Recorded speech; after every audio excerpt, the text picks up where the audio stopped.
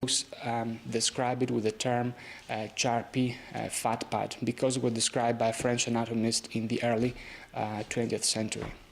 Now in the lower lid, it comes under the term of SUF, so upper roof and lower SUF, suborbicularis oculi fat, but is thinner and usually does not cross the orbital rim margin. The preaponeurotic fat in the upper eyelid is divided in two components, the medial and the central, while laterally we have the lacrimal gland. But with aging, some patients can have some prolapse and inferior displacement of the central fat pad posterior to the lacrimal gland. In the lower eyelid, we have three components, three compartments, the medial, the central, and the lateral. The medial is separated from the central from the inferior oblique muscle, while the central is separated from the lateral by the arcuate expansion of the capsulopalpebral fascia. And there is also another small fat compartment, the acellus fat pad, which plays a critical role as it is usually located anterior to the Whitnell's tubercle. So when you see this fat, you know that posterior to it is the Whitnell's tubercle. The upper eyelid is responsible for 90% of the eyelid opening, and the main eyelid retractor is the levator palpebrae superioris with a small contribution of the Mueller's muscle. The levator palpebrae originates from the lesser wing of the sphenoid in close vicinity to the superior rectus muscle. Has a length of 40 to 45 millimeters. Approximately 20 millimeters above the tarsal plate forms a condensation at the Whitnell's ligament that extends from the trochlea medially to the lacrimal gland fascia laterally, which bisects in the two lobes, the palpebral and the orbital, and then further extends into the lateral canthal tendon. Anterior to the Whitnell's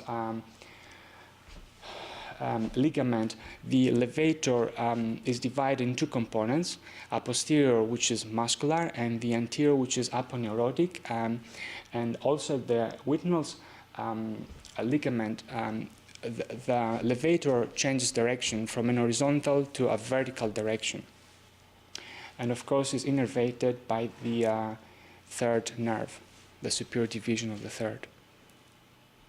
And you can see here in this slide the Whitnell's ligament, which functions as a suspensory ligament to the eyelid and the orbit, in addition of providing the fulcrum and the change of the direction of the levator from the horizontal to the vertical direction.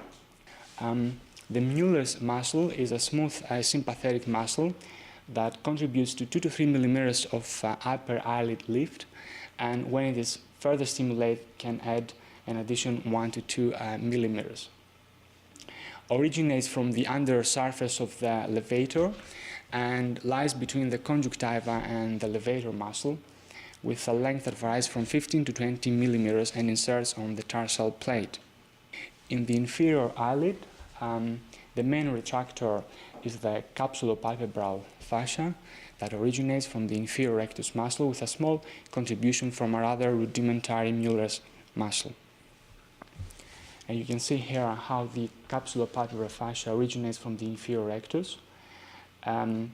Here we have a splitting of the fascia to encircle the inferior oblique muscle, and further fuses anteriorly, and then blends with the septum and ends on the lower tarsal plate.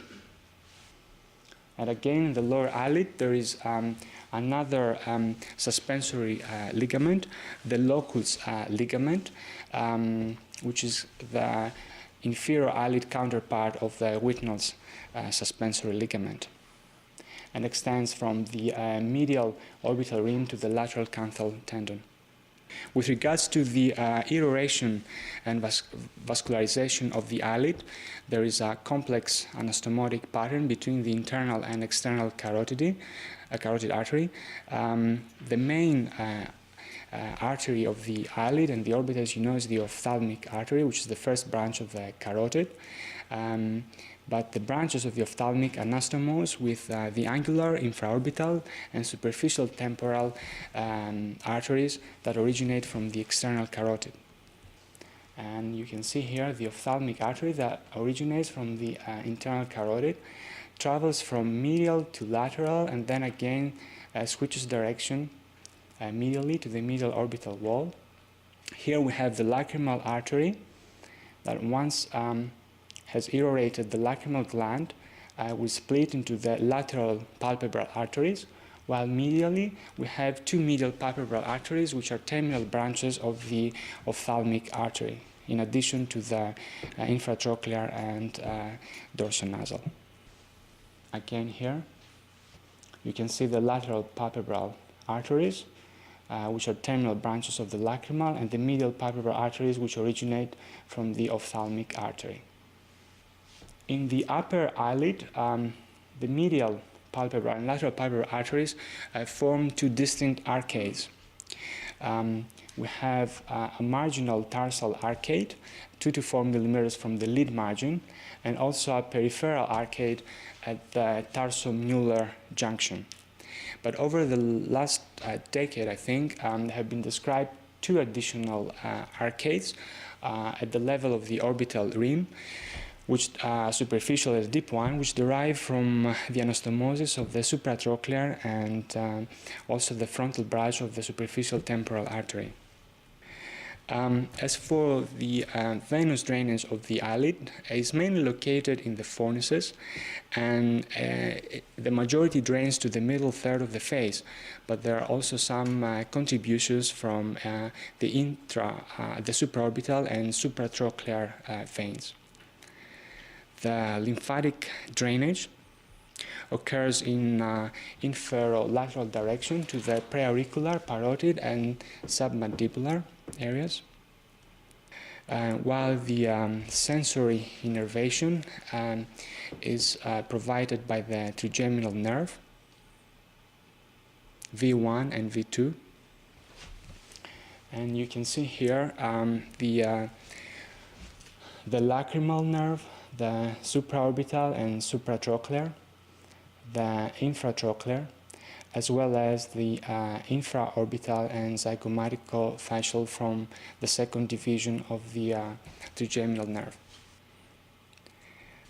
With regards to the congenital anomalies of the eyelid, the blepharophimosis is an autosomal dominant disease characterized by distinct triad, telecanthus, epicanthus inversus, and severe ptosis. How do we surgically correct the blepharophimosis? By performing a Z-plasty. I guess you're all familiar with the Z-plasty. Or we can perform a V to Y plasty. And for the severe ptosis, we can rely on the frontalis suspension sling. A brief reminder of the rather confusing terms of epicanthus. Basically, the epicanthus can be subdivided in three categories. The epicanthus tarsalis, which is a prominent upper lid fold, and is more common in the Asian eyelid. Inversus, when this prominent lid fold extends from the lower eyelid upwards, and is mainly encountered in blepharophimosis. And then when both components, upper or lower, are present, we talk about epicanthus palpebralis. And since the epicanthus is usually associated with facial bone immaturity, before relying on surgical correction, we have to wait until the patient or the child reaches a decent age when the facial bones have matured, and then we can address the extra fold of skin and subcutaneous tissue with Z-plasties or V2Y plasties. Dystrichiasis is an autosomal dominant condition characterized by partial or a complete accessory row of lashes because we have an embryonic pilosebaceous differentiation into hair follicles, and they usually tend to grow from or posterior to the meibomian gland orifices. And the treatment should rely on lubrication, epilation, or surgery. The epiblepharon is a condition characterized by overriding of the pretarsal skin and orbicularis, and therefore the cilia are oriented vertically. But remember that the epiblepharon is not associated with abnormal lid margin position like the entropion. And again, the treatment should rely either in observation, because the cilia usually are vertically orientated so they don't rub the cornea, or surgically we can perform a small elliptical excision of skin and also orbicularis inferior to the lid margin. The congenital entropion is characterized by eyelid margin rotation, is related to lower lid retractor weakness and vertical instability, as well as structural defects of the tarsal plate. For the treatment, we can either resect the excess skin and orbicularis or try to fix the skin to the lower tarsal edge in order to pull the skin and the lid margin away from the globe. The congenital ectropion is usually due to a vertical shortage of the anterior lamella and associated with blepharophimosis syndrome or Down syndrome, as well as inclusion conjunctivitis. The treatment can rely on lubrication if the shortening of the anterior lamella is mild, or in severe conditions, we should try to lengthen the anterior lamella with a skin graft.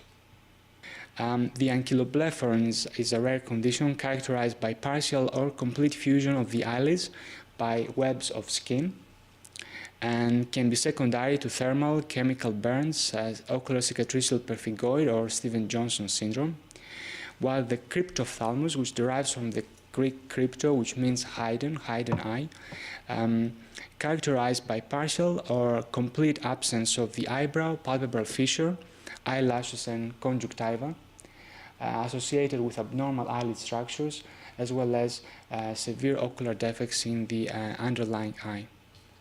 The congenital coloboma is an embryological cleft deficit of the upper eyelid, usually tends to involve the upper medial part and is full thickness and isolated, while in the lower lid tends to involve the lateral aspect and is usually partial thickness, and can be associated with other abnormalities like the Goldenhar's and Treacher-Collins syndrome.